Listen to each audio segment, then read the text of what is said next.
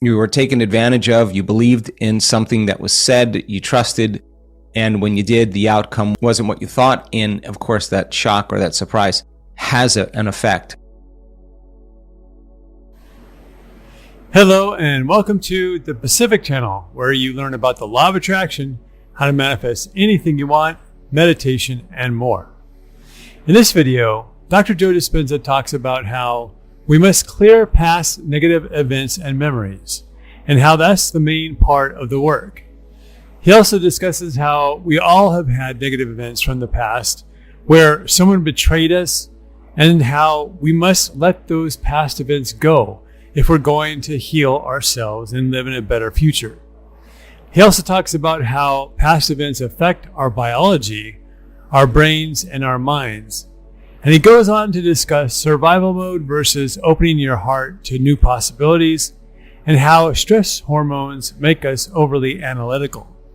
He also talks about how we are programmed to survive, but how that's not always good for us. He also gets into how the work is about becoming aware of when you falter and then choosing a different response. The work is to overcome our emotions. Without further delay, let's listen to Dr. Joe. One of the things that happens in this work is twofold. One is, as we work on actually changing our brainwaves and moving into that state of trance, we open the door between the conscious mind and the subconscious mind, and we become more suggestible to information without analyzing it. And there's nothing wrong with that. That's how we can rewrite a program. That's how we can change our subconscious mind. And people have done great jobs in doing that, and it affects their autonomic nervous system, it affects their biology. And so sometimes we just become more suggestible or more vulnerable. The second thing is, you practice opening your heart, and you're living in a world where survival is the program. And in survival, it's not a time to open your heart.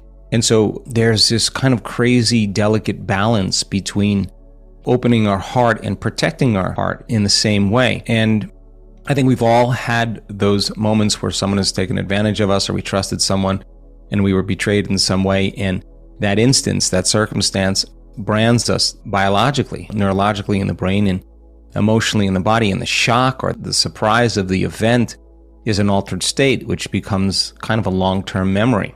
And so you review the event over and over in your mind. We all do this, and we're producing the same chemistry in the brain and body. And over time, the memory is not just stored in the brain and the mind, it's stored in the body as the mind, the subconscious mind. It's a conditioned process. It's the thought and the feeling, the stimulus response that does that.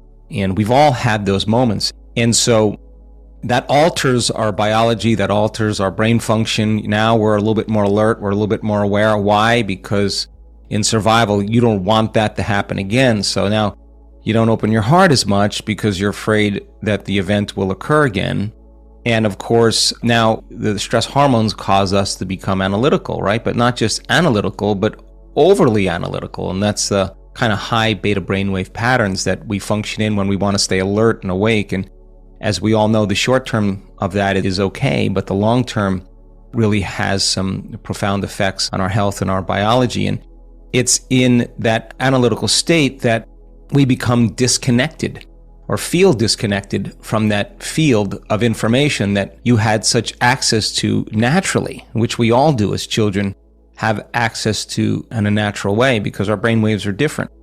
And we all do this. We project in our mind if it happens again, or if it could be even worse, I better be prepared for it. So we keep bringing up the memory of what happened to remember to stay awake and alert so it doesn't happen again. So we're forecasting the future scenario based on the past. And with that comes an even greater alarm to stay awake and alert. And it's actually that process that really is arousing the body into this state of awareness or over-awareness just by having the memory of the thought of it. And it's the thought then, or the memory, that's keeping us in that past experience. Now, there's nothing wrong with this because that's how we've been programmed for thousands and thousands of years to survive in a potentially dangerous environment, that you will not go to the watering hole again. You will not go to a specific area at a specific time and not be awake. So that was highly adaptive, and that's how we've survived. And as I've said on other calls, fear was adaptive at one point. If you don't go up to a lion and pet it, there's something instinctual that tells you to not do that. Near a cliff, you don't kind of flirt with the edge. You stay away from the edge just because there's an embedded program that allows us to make sure that the body's a priority local in space and time. So here you are now.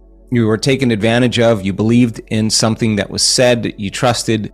And when you did, the outcome wasn't what you thought. And of course, that shock or that surprise has an effect. And some people have it once. Some people have it for months. Some people have it for years. And it's hard to reconcile that we can let go of the experience and not be vulnerable.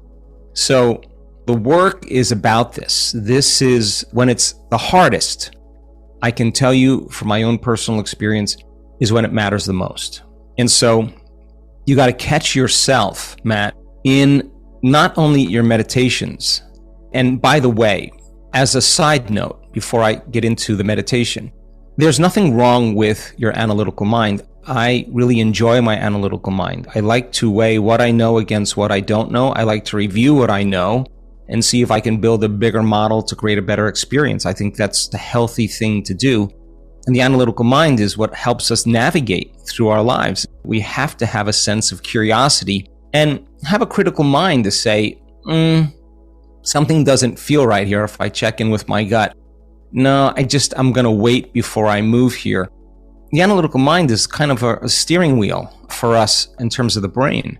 So it's healthy to have an analytical mind. And if you don't have an analytical mind, and this is my problem with technology, this is my problem with people who become obsessed with their devices or their social media, learning all of a sudden becomes a function of stimulation or entertainment, that your interaction with the device producing dopamine, which is the reward chemical, all of a sudden alters the way you learn. And what it does, though, as the result of it, is it causes you to stop analyzing and thinking critically. And if you're not thinking critically, then you're programmable. And if you're programmable, you can believe in anything and you can program people to do anything. So it's healthy to have an analytical mind that's in balance. And when it's in balance, you're shifting from beta brainwave patterns to alpha brainwave patterns. You're engaging in the world, and then you're reflecting on what you're learning inwardly. And that's how the brain consolidates information. When you're in high beta, the brain is overly analytical and we're overthinking and we're obsessing about some situation, some problem within the emotion that created the arousal. And that actually drives us into higher and higher beta brainwave patterns. And now we're really overthinking everything and overanalyzing everything. And now we're really in the way. So then now the body, its primitive mechanisms are saying, okay, Matt, now you got to close your eyes. You close your eyes, you're aroused. It could happen again. Or, God, I can't believe I let that happen to me. Or, you go through all of that stuff. But really, the real work is to overcome that emotion and to overcome that memory. And so then if you had a chance to look at Matt from the future and you would say, hey, Matt, let me coach you here. You're going to make it through it. This is a future me talking to you. How would you like to move through this and be victorious? All right, when it's hardest, it matters the most. Okay.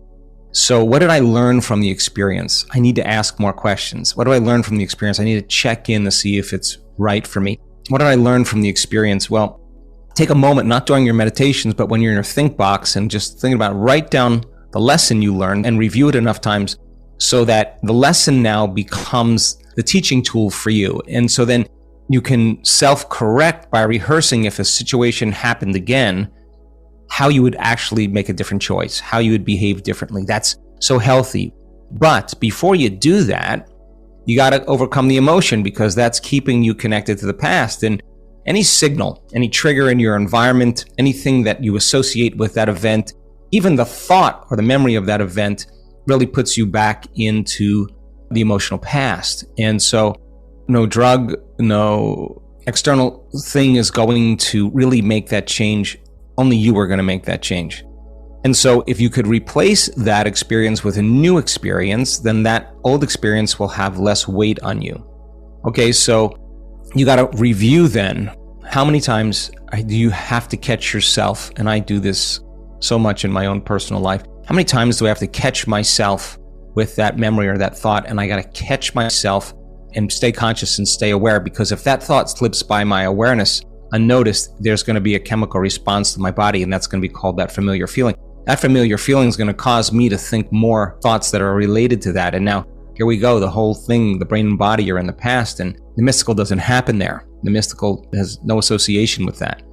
So we want to get back to Matt as a new and improved version. He has to overcome the past and overcome the emotion. So then the idea of sitting in that emotion, in watching your body crave the thought that's going to produce the feeling, and be curious to see what's on the other side of it, to be curious to sit through that and go a little further than you would normally go. I think that is so victorious for the body, because you're taking it out of the known and you're bringing it into the unknown. And if you can catch yourself with the thoughts or the memories that are associated with it, if nerve cells that fire together wire together, nerve cells that no longer fire together no longer wire together, and that is a biological death, and it's uncomfortable to inhibit that stimulus and response. That's inhibition.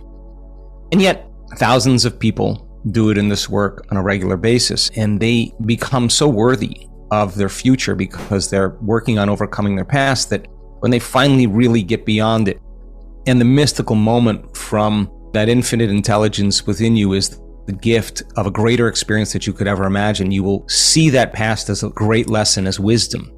And so it's hard to lay down our defense and protective circuits in our brain that say, be prepared for the worst case scenario because it happened to you, you don't want it to happen again. Nothing wrong with that. You got to learn from your experience, and you got to know when it's healthy to trust and when it's healthy to be curious and to be analytical. So forgiving the person, forgiving yourself, forgiving the past is overcoming the emotion. That's exactly what it is. And by you working with the body and breaking the arousal mechanism that keeps it awake and alert, like rehab, you're detoxing in a way from that emotional state. You're going to have some cravings, and you just got to know that the body's craving that emotion because that's what gives it the arousal, gives it the wakefulness. And being curious on what's on the other side of that emotion. And every time you lower the volume to that emotion and become conscious that you're going there, every time you become conscious that the memory is going back to it in your meditations, every time you want to talk about it or complain about it, or you become conscious of those unconscious states, you're actually telling the body that it's no longer the mind, and you're moving it into the present moment. That's the unknown. And of course, when you're in the unknown, you try to predict what's going to happen next. And again, nothing wrong with that. It's just what we do. So laboring for the present moment is so valuable. When you finally get there and when you're relaxed in your heart again and awake in your brain, being in that state then will help you to see that past from a different place if you choose to look at it. But then the next step then is really to begin to remember what that feeling of that mystical experience or those mystical experiences that happened to you, and to teach your body what that feeling feels like. And this time fall more in love with the feeling than ever before, and to surrender to the possibility of what it would bring. It may not happen in 1 day, it may not happen in 2 days, it may not happen in 5 days, it may not happen in 10 days, but when you look back at your life, if you've overcome it, the guy you're going to fall in love with more than anything else is the guy that overcame that betrayal, that overcame that manipulation or whatever it was, the shock, the trauma, the crisis. And the future self who's in love with you is in love with the guy who overcame his past. That's how you become that future self. So it's the overcoming process that we've discovered in our research that actually is the becoming process. And so we all have those events, and it takes an enormous amount of energy, an enormous amount of awareness to master the moment. But if you keep mastering the moments, they add up. And so a sweet guy like you, Matt, who has an open heart, who trusts, and we've all done this, that is simple enough to really surrender the identity for a mystical experience. I just don't want you to have your identity at this point identify with that past. That's the challenge. The work that we do is identifying with a future that we haven't experienced with our senses yet, but it's alive in our mind. So alive that our brain has changed to look like it's happened. This work is about believing in the future and emotionally embracing it before it's made manifest to such a degree that the body in its objective state is believing it's living in that future in the present moment. And we're actually signaling new genes in new ways that change our biology to look like the body's changed. And the redundancy of that process over time, the stimulus and response, the thought and the feeling, begins to change our biology to look like it's already happened. And that's when we're no longer married to the past. Now we are, in a sense, married to the future. So practice the work, practice mastering the moment, catch yourself when you default. And if it's happening during the day, I do this so many times, excuse yourself from the day. Tune in, do a generating meditation, tune in, do a heart-centered meditation. Get back to that guy that you love. Get back to that guy where it was easy and simple. And don't use the fact that the past, that event, don't excuse yourself for not having the mystical because of that past event, because that will be the common excuse that you use. In a sense, learn the lesson. Take time to, if you had another opportunity, how you would do it differently. I used to do this with my kids all the time. And repeat it over and over again until the point where you want it to happen again, so that when it does, you can make a different choice. That, in a sense, would be up. So the work is to overcome our emotions of the past events and circumstances that left a negative feeling in our vibration. Because just the thought and memory of those negative events from the past bring us back into the past. The trick is to catch yourself when you find yourself thinking about negative events. Be aware of when it happens and then purposely choose to view it from your future self, your best self. As Dr. Joe said, the key here is to forgive everyone from your past, forgive yourself, and even forgive the past. See it as a beneficial process to the evolution of who you are now and who you are becoming. Think of it as if you are in rehab. You are detoxing from that old emotional state.